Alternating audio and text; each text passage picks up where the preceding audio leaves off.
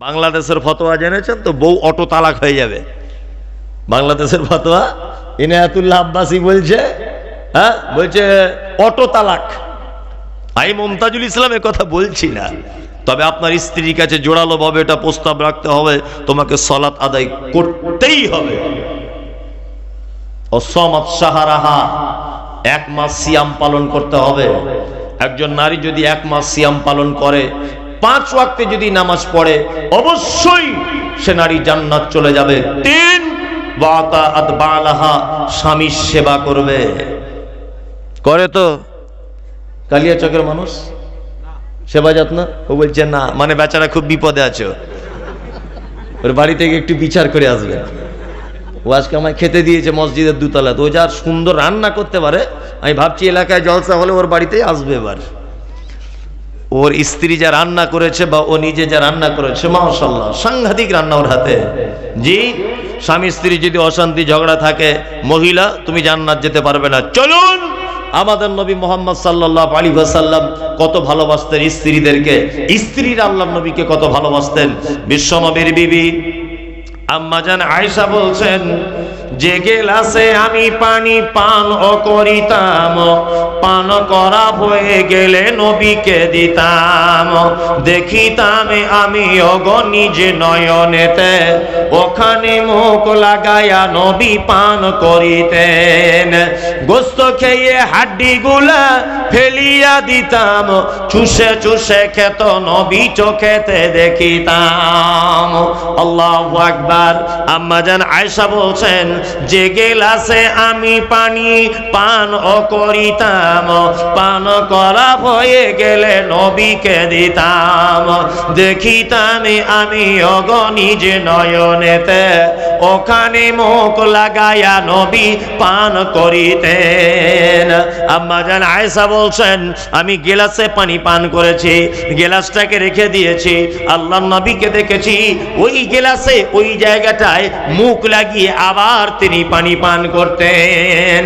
আম্মা জান আয়েশা বলছেন, আমি বড় গরিবের বউ, আমি বড় গরিব মানুষ, অসহায় মানুষ, আমাদের বাড়িতে বেশি মাংস রান্না হতো না, যদি কেউ কোনোদিন হাদিয়া দিয়ে যেত, আম্মা জান আয়েশা বলছেন, গোস্ত খেয়ে হাড্ডি গুলো ফেলিয়া দিতাম, চুষে চুষে খেত নবী চোখেতে দেখিতাম। আল্লাহু আকবার। বিশ্ব নবী বিবি বলছেন, আমি গোস্তকে হাড্ডিটা দস্তরখানের উপরে রেখে দিতাম, আল্লাহর নবীকে দেখেছি ওই হাড্ডিটা আবার মুখের ভিতরে দিয়ে চিবিয়ে চিবিয়ে রস বাহার করে করে তিনি খেতেন। এ ভালোবাসা আছে? আপনার স্ত্রী আপনার আটু খায়? এখনকার দিনে মেয়েরা খাবে? আপনার বিড়ি যা খান গন্ধতে টিকে যায় না, হারামখোর সারাদিন বিড়ি টানছে। এরকম লোক আছে কালিয়াচকে? করে? আল্লাহু আকবার। কিছু মানুষ আছে দেখবেন ফজর আজান দিচ্ছে মসজিদে, আসসালাতু খায়রুম মিনান নাওম, উচিত ছিল একটা মিসওয়াক করতে করতে মসজিদে যাওয়া, ও মিসওয়াক না করে ওর বালিশের তরাতে বিড়ি দেশলায় রাখা ছিল, একটা বিড়ি ধরিয়েছে আর মসজিদের গেটে এসে বিড়িটা ফেলেছে, সাটাম করে অজু করে দাঁড়িয়ে গেল। ওর যে মুখে গন্ধ, আল্লাহু আকবার, মানে ফেরেশতারা পালাতে রাস্তা পায় না যে কি মাল ঢুকেছে এবার মসজিদে। আল্লাহু আকবার। মানে কিছু লোক আছে যারা নিজের ক্ষতি করে, অপরেরও ক্ষতি করে। করে কি করে না? হ্যাঁ, নিজেরও ক্ষতি করে, অপরেরও ক্ষতি করে। তার মধ্যে এরা একজন। মসজিদে এসেছে, আল্লাহর ঘরে যাচ্ছে, বরং একটু আতর টাতর মেখে এসো, প্রয়োজনে ভালো করে ব্রাশ করো, একটু মেসওয়াক করো, প্রয়োজনে কিছু একটা সেন্ট জাতীয় কিছু ব্যবহার করো। আল্লাহু আকবার। ওই সব কিছু নাই, ও বিড়ি টানতে টানতে মসজিদে আসতে, মানে ফেরেশতারাও মনে মনে ভাবছে যে কি চিজ যে ঢুকছে। আল্লাহু আকবার। ইমাম সাহেব ভাই এই ব্যাপারে অবশ্যই বলেন, তবে ঘরকে মুরগি ডাল বাড়াবার, এই কথাগুলো উনিও বলেন, তবে ওনার কথাটা মানুষ মনোযোগ সহকারে শুনতে চায় না, যে একই লোক বারবার বলছে, আর আমি এসেছি অনেক দূর থেকে, ওই কথাগুলোই কিন্তু আমি বলছি কি বলছি না, একটু হয়তো ভালো লাগছে বা দূরের লোক বলে, এটাই, তাছাড়া আর তো কিছু নয়। বিনীত অনুরোধ, নিজের ক্ষতি করিয়েন না। কি বললাম বুঝলেন তো? নিজের ক্ষতি কি করিয়েন না, খুব বড় বিপদে পড়ে যাবেন। অনেক লোক আছে চালাক লোক, বিড়ি টানতে টানতে ইমাম সাহেবকে দেখে হাতের ভিতরে এরকম ভাবে লিয়ে নেয় না, হাতের ভিতরে এরকম করে রেখে দিয়েছে। বেশি চালাকি করো না। চোর চুরি করছে, ডান দিকে দেখছে শালা কেউ চলে আসছে নাকি রে, বাম দিকে দেখছে কেউ চলে আসছে কিনা, পিছনের দিকে দেখছে কেউ আসছে কিনা, একবার উপরে দেখছে না যে পৃথিবীর কেউ না দেখতে পাক, আমার রব আমাকে দেখছে, আল্লাহ আমাকে দেখছে। দেখতে পাই কি পাই না? তুমি ইমাম সাহেবকে চালাকি করে হাতের ভিতরে পকেটে ঢুকিয়ে নিলে হবে কি? এটা আল্লাহ দেখতে পাই কি পাই না? হ্যাঁ, চালাকদের বেশি দিন টিকিট কি আছে? আছে নাই?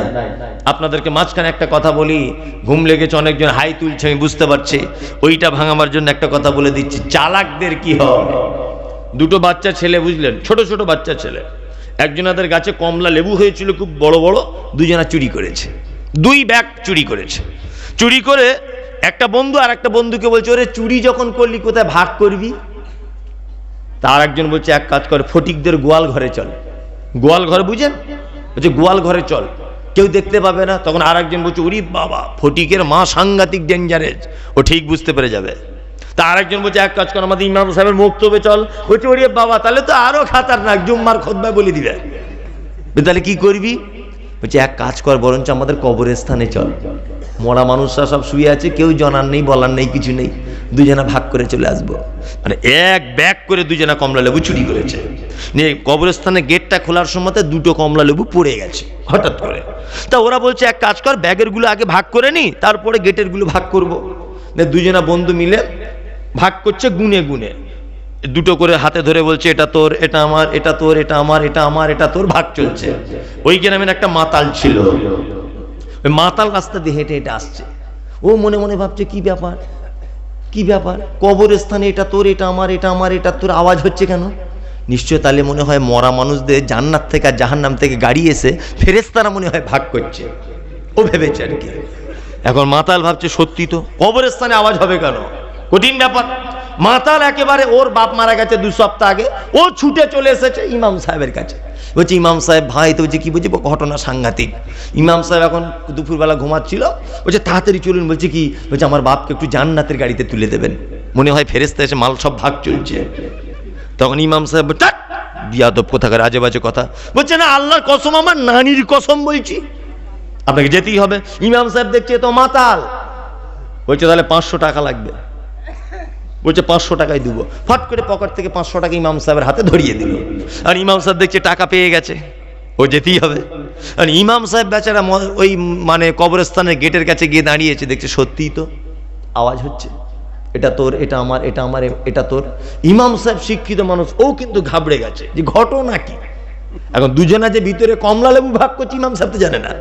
প্রথমে বলেছি 2টো কমলা লেবু পড়ে গিয়েছিল গেটে, মনে আছে? বলেছি, হ্যাঁ।